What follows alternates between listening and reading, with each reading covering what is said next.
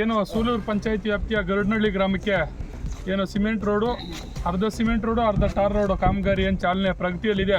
ಆ ಕಾರ್ಯಕ್ರಮ ಇವತ್ತು ವೀಕ್ಷಣೆ ಮಾಡ್ತಾ ನಾವು ನಮ್ಮ ಈ ಗ್ರಾಮದ ಎಲ್ಲ ಪ್ರಮುಖ ಮುಖಂಡರು ಹಾಗೂ ನಮ್ಮ ಪಂಚಾಯತಿ ಮಾಜಿ ಅಧ್ಯಕ್ಷ ಆದಂಥ ನಮ್ಮ ಸುರೇಶ್ ಅಣ್ಣವರು, ನಮ್ಮ ಮುಖಂಡರು ಮತ್ತು ಎಲ್ಲ ನಮ್ಮ ಹಿರಿಯ ಮುಖಂಡರು ರಾಜಣ್ಣವರಾಗಿರ್ಬೋದು, ನಮ್ಮ ನಾರಾಯಣಸ್ವಾಮಣ್ಣ ಇರ್ಬೋದು, ನಮ್ಮ ಕುಮಾರಣ್ಣ, ನದೀಮು, ನಮ್ಮ ಯುವ ಕಾಂಗ್ರೆಸ್ಸು ಪಬ್ಲಿಕ್ ಇರ್ಬೋದು, ಮತ್ತು ನಮ್ಮ ಪಟೇಲ್ ಇರ್ಬೋದು, ಎಲ್ಲ ಗ್ರಾಮದ ಮುಖಂಡರು ಹಿರಿಯರಿದ್ದಾರೆ.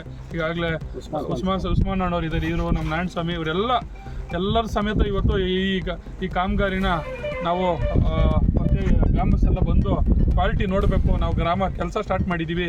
ಸುಮಾರು ವರ್ಷಗಳಿಂದ ಇದು ಕೆಲಸ ಆಗಿರಲಿಲ್ಲ. ಸುಮ್ಮನೆ ಟಾರ್ ಹಾಕ್ತಾಯಿದ್ರು. ಒಂದು ಮಳೆ ಬಿದ್ದರೆ ಟಾರ್ ಹೊರಟೋಗ್ತಾ ಇತ್ತು. ಮಳೆ ಬಿದ್ದಾಗ ಟಾರ್ ಹೊರಟೋಗ್ತದೆ. ಎಲ್ಲರೂ ಈ ಜನಗಳು ಹೇಳ್ತಾರೆ ಕೆಲಸ ಆಗಿಲ್ಲ ಅಂತಾರೆ, ಟಾರ್ ಹಾಕ್ತಾರೆ, ಹೊರಟೋಗ್ತಾ ಇತ್ತು ಅಂತ ಹೇಳ್ಬಿಟ್ಟು ಜನಗಳು MLA ಅವ್ರ ಮುಂದ್ಗಡೆ ಮತ್ತು MLCಗಳವ್ರ ಮುಂದ್ಗಡೆ ಕೋರಿಕೆ ಇಟ್ಟಿದ್ರು. ಅದೇ ರೀತಿ ನಮ್ಮ ಸಿದ್ದರಾಮಯ್ಯನವರು ಮತ್ತು DK ಶಿವಕುಮಾರ್ CMIDP ಅಂತ ಒಂದು ಗ್ರಾಂಟ್ ಕೊಟ್ಟಿದ್ರು. ಎಲ್ಲ ನಮ್ಮ ಕಾನ್ಸ್ಟಿಟ್ಯೂನ್ಸಿಗೆ 50 ಕೋಟಿ.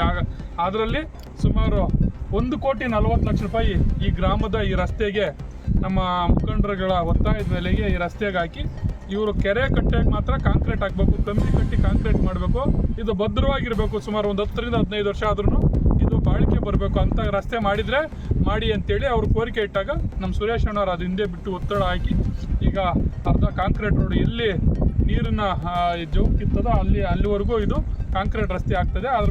ಆಮೇಲೆ ಊರ ವ್ಯಾಪ್ತಿಯಲ್ಲಿ ಟಾರ್ ರಸ್ತೆ ಆಗ್ತದೆ. ಇದೇ ರೀತಿ ಇದೊಂದೇ ಊರಲ್ಲ, ತಾಲೂಕಿನ ಎಲ್ಲ ಪ್ರತಿ ಪಂಚಾಯತಿಗಳಲ್ಲೂ ಸುಮಾರು 2 ರಿಂದ 3 ಟಾರ್ ರೋಡ್ಗೆ ಕೆಲಸ ಸ್ಟಾರ್ಟ್ ಆಗಿದೆ. ಪ್ರತಿ ಹಳ್ಳಿಗಳಲ್ಲಿ ಕೂಡ ಬೇರೆ ಬೇರೆ TP ವರ್ಕ್ಸ್ ಇರ್ಬೋದು, ಬೇರೆ ಬೇರೆ ಗ್ರಾಂಟ್ಸ್, PWD ಕೆಲಸ ಇರ್ಬೋದು, ಎಲ್ಲ ಕೆಲಸಗಳು ಪ್ರಗತಿಯಲ್ಲಿದೆ. ನಾವು ಹೇಳೋದು ಇಷ್ಟೇ, ಈಗ ಹಿಂದೆಂದೂ ಆಗದಷ್ಟು ಅಭಿವೃದ್ಧಿ ಆಗ್ತಾ ಇದೆ. ಜನ ಏನಂತ ಹೇಳಿದರೆ, ಜನ ಅಭಿವೃದ್ಧಿಗೆ ಬೆಲೆ ಕೊಡ್ತಾರೋ ಇಲ್ಲ ಬೇರೆಯವ್ರು ಹೇಳ್ತಾರಲ್ಲ ಟೀಕೆಗಳಿಗೆ ಬೆಲೆ ಕೊಡ್ತಾರೋ, ನಾವು ಮುಂದಿನ ಚುನಾವಣೆಯಲ್ಲಿ ನೋಡ್ಬೇಕಂತ ನಾವು ಕೂಡ ಕಾತರಿಂದ ಕಾಯ್ತಾ ಇದ್ದೀವಿ. ನೀವು ಅಭಿವೃದ್ಧಿಗೆ ಬೆಲೆ ಕೊಡೋದಾಗಿದ್ರೆ ಇದೆಲ್ಲ ಅಭಿವೃದ್ಧಿ ಹಿಂದೆ ವರ್ಷಗಳಲ್ಲಿ ಆಗಿರೋ ಅಭಿವೃದ್ಧಿನ ಈಗಾಗಿರೋ ಅಭಿವೃದ್ಧಿಗಳ ನೀವು ತಗೊಳ್ಳಿ. ಇವರೇನಾದರೂ ಕೊತ್ತೂರು ಮಂಜುನಾಥ್ ಅವರು MLA ಅವರು ಆದಮೇಲೆ ಎಷ್ಟು ಅಭಿವೃದ್ಧಿ ಮಾಡಿದ್ದಾರೆ, ಎಲ್ಲ ಮೇನ್ ಏನು ಇಂಪಾರ್ಟೆಂಟ್ ರೋಡ್ಸ್ ಇತ್ತೋ, ಇದೇ ಥರ ಕಿತ್ತೋಗಿರೋ ರೋಡ್ಸ್ ಎಲ್ಲ ಇದಾವೋ ಅದೆಲ್ಲ ಈಗಾಗಲೇ ತಗೊಂಡಿದ್ದಾರೆ. ಈಗೆಲ್ಲ ನಿಮ್ಗೆ ಅಭಿವೃದ್ಧಿ ಕಾಣಿಸ್ತಾ ಇಲ್ಲೊಂದು 6 ಮಂತ್ಗೆ ಎಲ್ಲ ರೋಡ್ಗಳು ಕಂಪ್ಲೀಟ್ ಆಗ್ತದೆ. ಅವಾಗೆಲ್ಲ ನೀವು ಗ್ರಾಮಾಂತರ ಭಾಗದಲ್ಲಿ ಹೋಗಿ ಯಾರು ಈ ರೋಡ್ ಮಾಡಿದ್ದು ಅಂತ ಕೇಳಬೇಕು. ಪ್ರತಿಯೊಂದು ಇದೇ ಥರ ಕ್ವಾಲಿಟಿ. ಈಗ ನಮ್ಮ ಸುರೇಶ್ ಅಣ್ಣವ್ರ ಇದರಲ್ಲಿ ಏನು ಮಾಡ್ತಾ ಇದ್ದೀವಿ ಪಂಚಾಯತಿ, ಅದೇ ಥರ ಈ ಪಂಚಾಯತಿಗೆ ಸುಮಾರು 8 ರಿಂದ 9 ಕೋಟಿ ಕೆಲಸ ಆಗ್ತದೆ.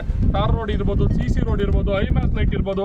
ಈ ಪಂಚಾಯತಿಗೆ ದೇವಸ್ಥಾನಗಳಿರ್ಬೋದು, ಸುಮಾರು 150 ರಿಂದ 160 ದೇವಸ್ಥಾನ ಕೂಡ ಅಭಿವೃದ್ಧಿ ಕಾರ್ಯಗಳಲ್ಲಿ ಪ್ರಾರಂಭ ಆಗಿದೆ. ಎಲ್ಲ ಈಗ ಪ್ರಾರಂಭ ಆಗಿದ್ದಾವೆ.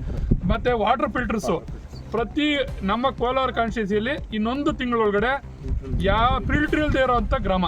ಪ್ರತಿ ಊರಲ್ಲೂ ಫಿಲ್ಟರ್ ಇರ್ತದೆ.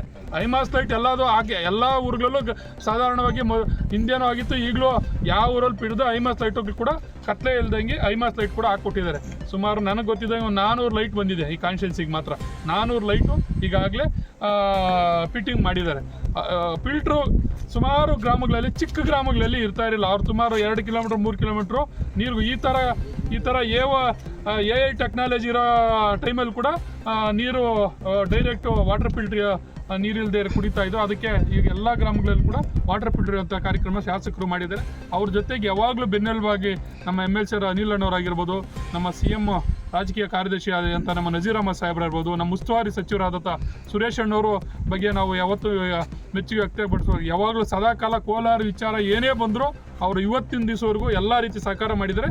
ಇಷ್ಟೆಲ್ಲ ಗ್ರಾಂಟ್ಸ್ ಬರ್ಬೇಕಾದ್ರೂ ಇವತ್ತಿನ ದಿವಸ ಮೆಡಿಕಲ್ ಕಾಲೇಜು ಬರೀ ಹೇಳ್ತಾ ಇದ್ರು ಅಷ್ಟೇ. ಹಿಂದೆ ಇವತ್ತು ಮೆಡಿಕಲ್ ಕಾಲೇಜ್ ಏನಾದರೂ ಬಜೆಟಲ್ಲಿ ಬರ್ಬೇಕಾದ್ರೆ ಮೊನ್ನೆ ಇದು ಬಂದಿತ್ತು, ಪ್ರೈವೇಟ್ ಮೆಡಿಕಲ್ ಕಾಲೇಜ್ PPT ಮಾಡಲು ಬಂದಿತ್ತು. ಜನ ಎಲ್ಲ ವಿರೋಧ ಮಾಡ್ರು, ಇದನ್ನ ಥರ ಅದಕ್ಕೆನ ಇಷ್ಟು ಹೋರಾಟ ಮಾಡಿದ್ದು.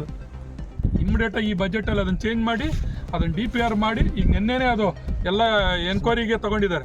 ಎಲ್ಲ ಡೀಟೇಲ್ಸ್ ಎಸ್ಟಿಮೇಟ್ಗೆ ತೊಗೊಂಡಿದ್ದಾರೆ. ನೆನ್ನೆನೇ ಬಜೆಟಾಗಿ 3 ದಿವಸ ಆಯಿತು. ಈಗಲೇ ಎಸ್ಟಿಮೇಟ್ ಕೇಳಿ ಅದು ಇನ್ನೇನು ಪ್ರಾರಂಭ ಆಗ್ಬಿಡ್ತದೆ.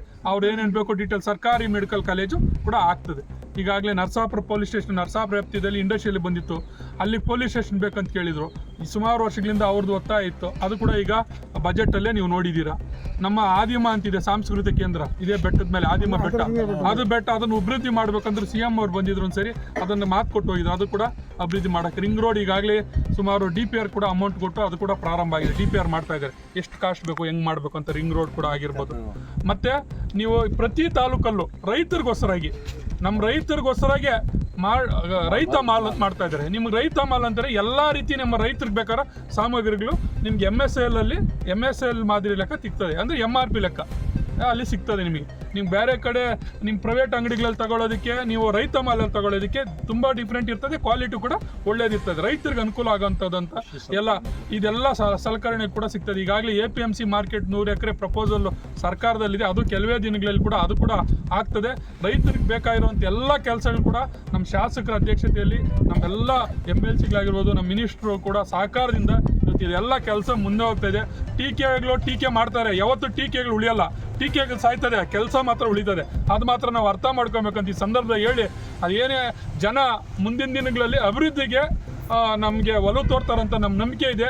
ಈ ಸಂದರ್ಭದಲ್ಲಿ ಇದನ್ನೆಲ್ಲ ನಾವು ಈ ಕಾರ್ಯಕ್ರಮ ಕೂಡ ಚಾಲನೆ ಆಗಿದೆ. ನಮ್ಮ MLA ಅವರು ಹೇಳಿದ್ರು, ಕೆಲಸ ಸ್ಟಾರ್ಟ್ ಆಗಿ ಕಾಂಕ್ರೀಟ್ ಹಾಕೋಗಿ ಬರ್ತೀನಿ, ಸುಮ್ಮನೆ ಗುದ್ಲಿ ಪೂಜೆ ಮಾಡಿಬಿಟ್ಟು ಹೊರಟ್ಬಿಡೋದು ಬೇಡ, ಕೆಲಸ ಸ್ಟಾರ್ಟ್ ಮಾಡಿರಿ, ಕಾಂಕ್ರೀಟ್ ಹಾಕೋಗಿ ಬರ್ತೀನಿ ಅಂತ ಹೇಳಿದ್ದಾರೆ. ಅದೇ ರೀತಿ ಅವ್ರು ಕಾಂಕ್ರೀಟ್ ಆಗೋ ಟೈಮ್ ಬರ್ತಾರೆ, ಉದ್ಘಾಟನೆ ಮಾಡ್ತಾರೆ, ಕಾಂಕ್ರೀಟ್ ಆಗೋ ಟೈಮ್ ಬರ್ತಾರೆ, ಉದ್ಘಾಟನೆ ಮಾಡ್ತಾರೆ ಅಂತ ಹೇಳಿ ಈ ಸಂದರ್ಭದಲ್ಲಿ ನಾನು ಹೇಳಕ್ಕೆ ಇಷ್ಟಪಡ್ತೀನಿ.